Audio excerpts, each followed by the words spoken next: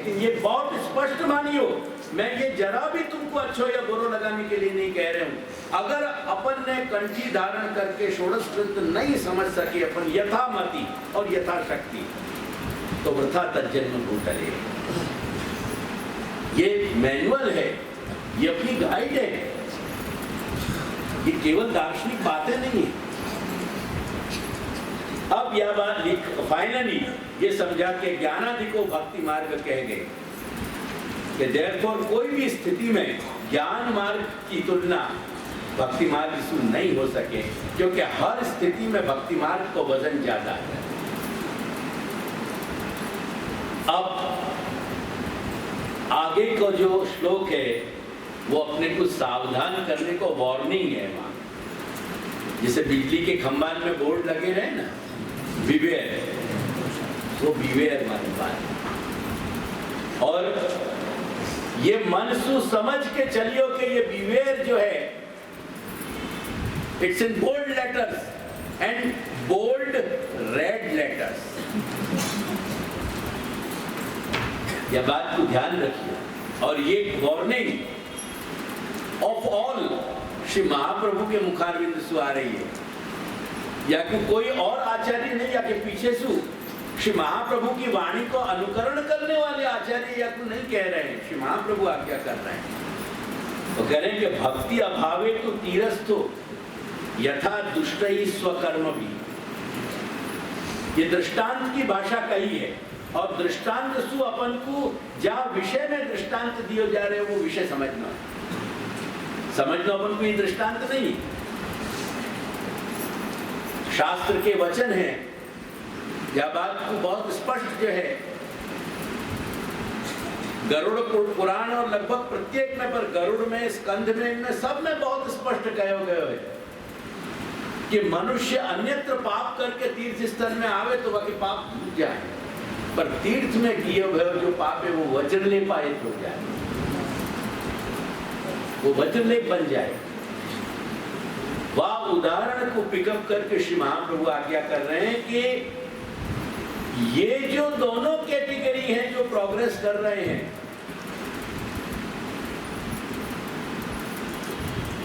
और ये वाक्य यहां ही खत्म नहीं हो रहे, ये मध्यम कोटि से अप्लाई हो रहे हैं। ध्यान रखिए, मध्यम अधिकार से ख्याल आई। वो कह रहे हैं कि जैसे तीर पे, गंगा के तीर पे रह के व्यक्ति यदि दुष्ट कर्म करे,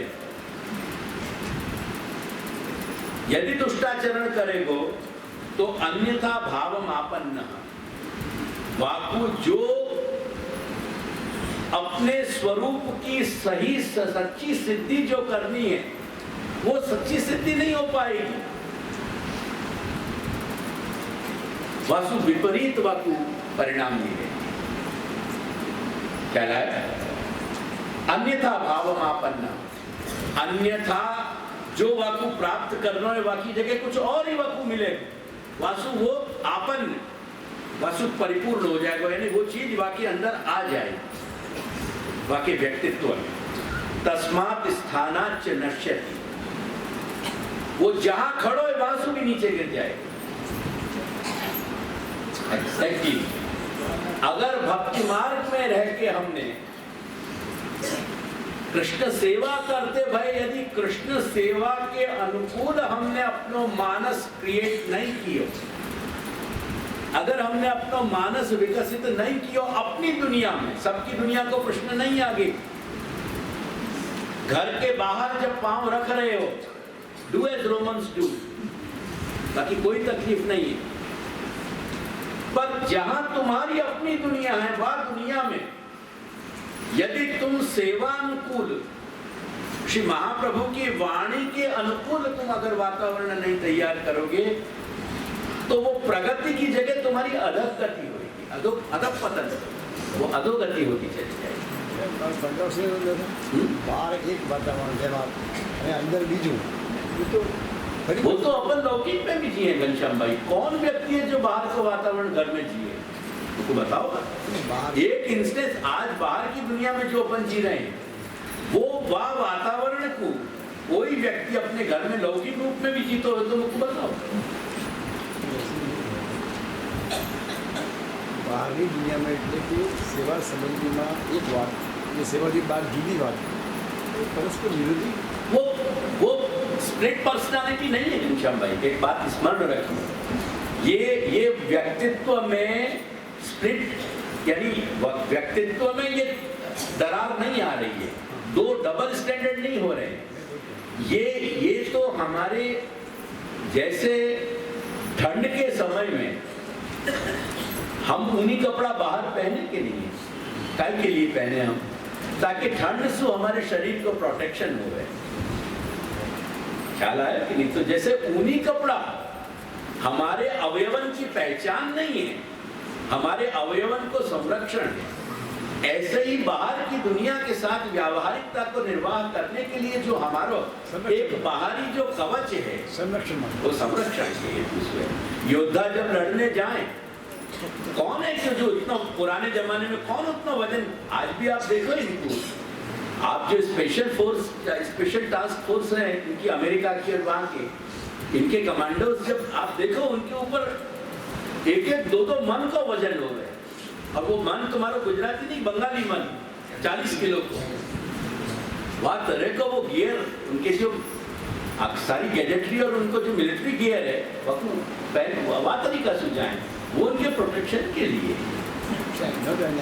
उनके आंतर शरीर की संरचना के को इफेक्ट करने के लिए नहीं। अब यहाँ तक अपन आए, ये आगे सबके पास मतलब यहाँ आ गई तो यहाँ आ गई तो है वो अपडेट हो, तो मैं विषय पे आगे बढ़ूँ। देखो मेरी बात सुनियो, ये सब तुम्हारे लिए ही हो रहे हो। वो बहुत अच्छे शायर को मुझको शेर याद आ गया, अभी कमसिन हो, उर्दू में कम, फिर खटपट शुरू भई ना सबकी, प्लीज अभी तुम वहीं रखो बात, जरा भी मत उठो कोई, मेरी बात पूरी होने दो। अभी कमसिन हो ना समझ, अभी कमसिन हो रहने दो, कहीं खोदोगे दिल मेरा, तुम्हारे ही लिए रखा है, ले लेना जवां होगा। ये सब कुछ यहाँ जो हो रहा है ना तुम लोगों के लिए ही हो रहा है। यानी ये धीरज से पॉसिबल है कि शायद 10, 20, 25 कॉपी कम पड़ती हो तो अपन एक दूसरे के साथ शेयर कर सकें, पर इतनी ज्यादा तुम्हारे अंदर बेचैनी क्यों हो जाए, ये मैं नहीं समझ पाऊँ रियली। ये सब कुछ तुम्हारे लिए ही प्रिंट होके आए हो, कोई बाहर के लिए कोई जीरोक्स होके नहीं आए हो दूसरे के। सो बी पेशेंट, 5 मिनट में 10 मिनट में ले लो तुम, फिर अपन आगे बढ़े। तो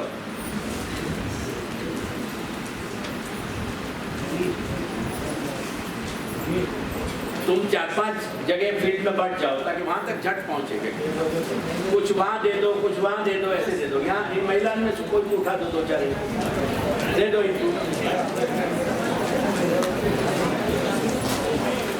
तुम्हारे हाथन को मूव करो, मुंह को मूव मत करो।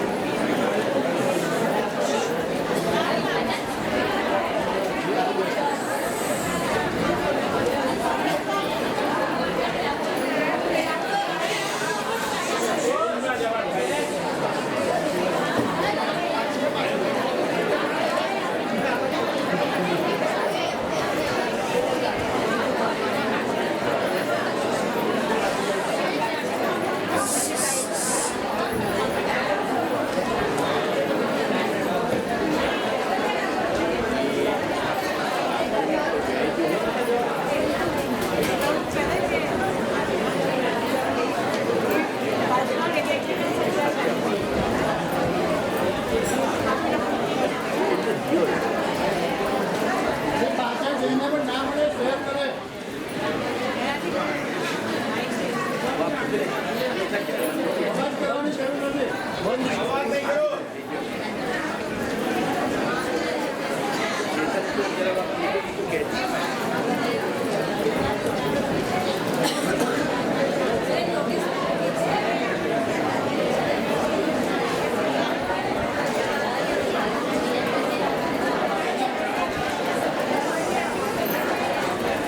बात तुमको कहूं समझ को, ये सारी अव्यवस्था के कारण अब के मैंने इंश्योरेंस को कही कि सबको पीडीएफ फाइल भेज दो, या कोई इच्छा होगी अपने आप जीरोक्स करा के ले आए। What's wrong about it? What's wrong? कम से कम तुमको इतनी एक्सरसाइज तो करनी पड़ेगी वकील, ताकि वाको कम से कम तुमको वाकी कीमत होए, not in the terms of money, लेकिन वो काम तुम्हारे लिए किए जा रहे वो तुमको कम से कम अनुभूति हो। इतना तो तुम सोचो। अभी मैंने आपके कहा कि सबको पीडीएफ भेजो, लेट देम डू इट।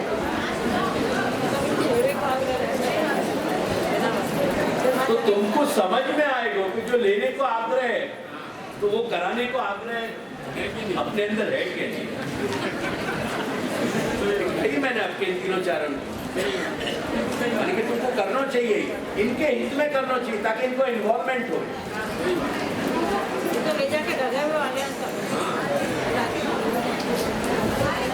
तुम्हारा इन्वॉल्वमेंट चाहिए वो,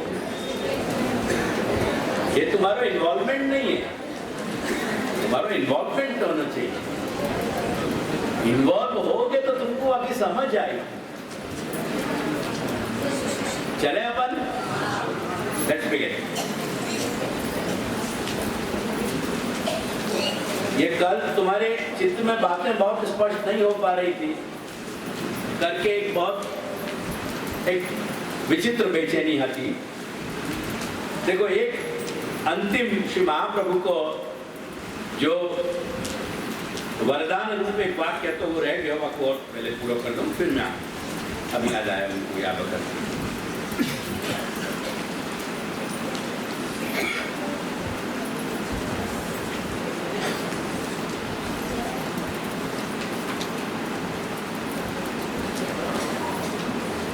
देखो, लास्ट एक वचन रह गया, एवं स्वशास्त्र सर्वस्व।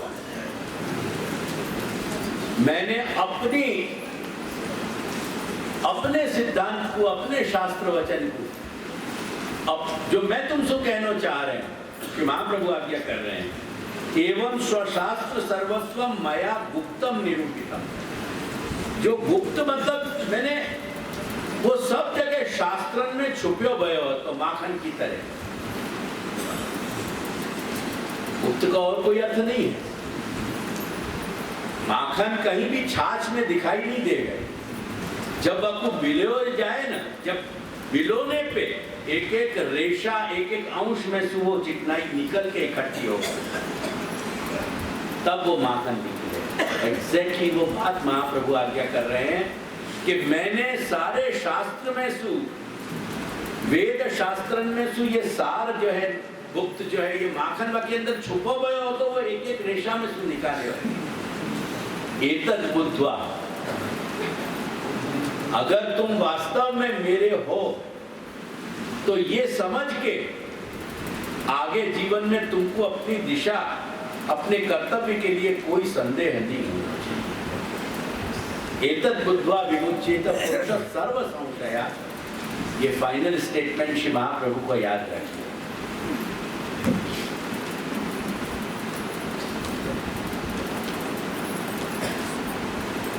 अब देखो, अपन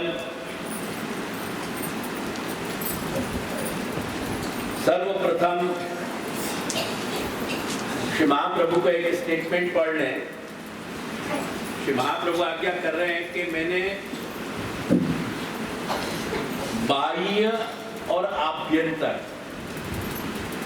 बाहर और आंतर रूप, बाह्याभ्यंतर और नाम, ये तीन रूप सु, तीन प्रकार सु भक्ति मार्ग के तीन पासा यहाँ बताए। ये पहला स्टेटमेंट पहले समझ लो। तुम्हारे पास कागज आ गया ना, वहां में देखो।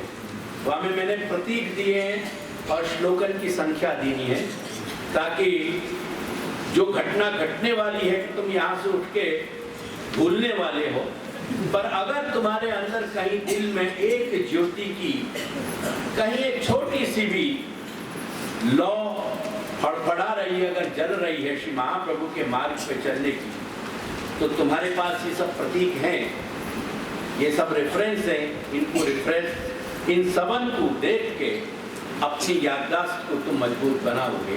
याद यही मैंने सारे रेफरेंस दिए हैं, क्योंकि मैं समझ रहे हूँ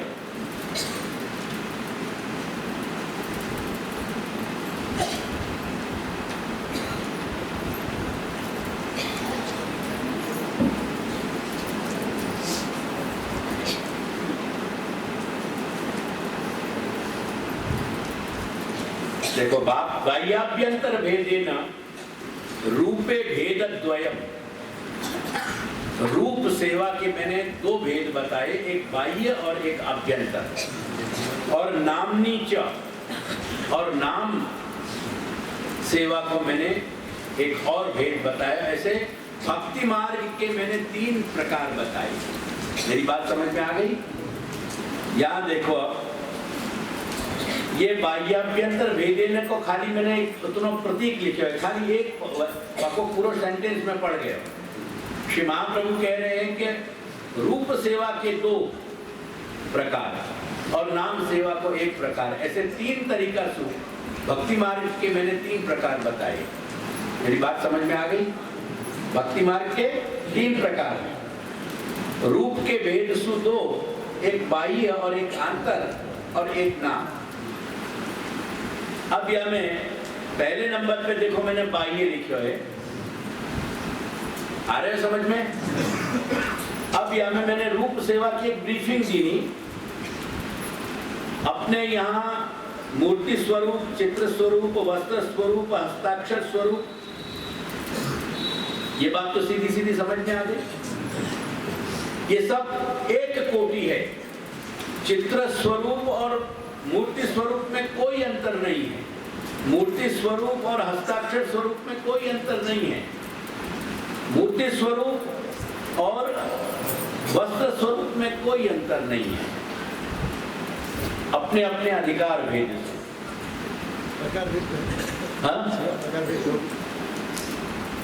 वो सेवा प्रकार के भेद को आप मेरे तीसरे सेशन में, हाँ कहीं फर्क आएगा, निश्चित आएगा। क्या फर्क आएगा, कैसे आएगा, वो मैं बताऊंगा। वो मैं सेवा के पूरे प्रकार को आपके, मैं ये डॉक्यूमेंटेशन कोई नहीं छोड़ने वाला हूँ।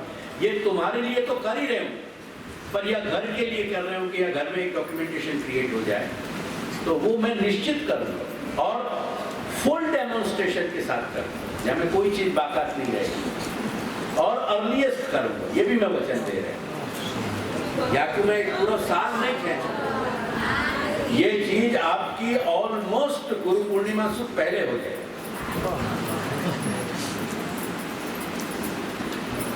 अब આગળનો વાક્ય વાંચો, તેમજ હસ્તાક્ષર સ્વરૂપ સુધી તો વાત સમજમાં આવી ગઈ ને? હવે તેમજ પછી શું લખ્યું મેં? પ્રાચીન કાળમાં પ્રચલિત અન્ય સ્વરૂપાત્મક પ્રકાર. હવે એને સમજીએ.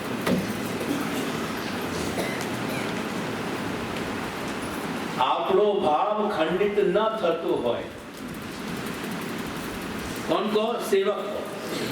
सेवक को भाव अगर खंडित नहीं होता हुए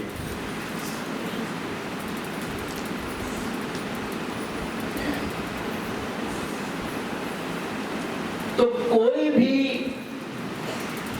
आचार्य के श्रीहस्त सु, उनके निर्देश सु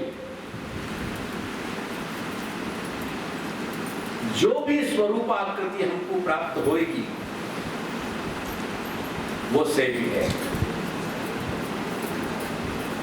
जैसे प्राचीन काल में ऐसे उदाहरण आते,